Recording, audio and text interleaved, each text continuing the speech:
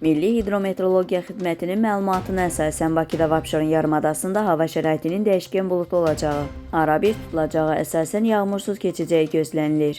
Lakin 7-sindən 8-nə keçən gecə və səhər bəzi yerlərdə qısa müddətli yağış yağacağı, şimşək çaxacağı ehtimalı var.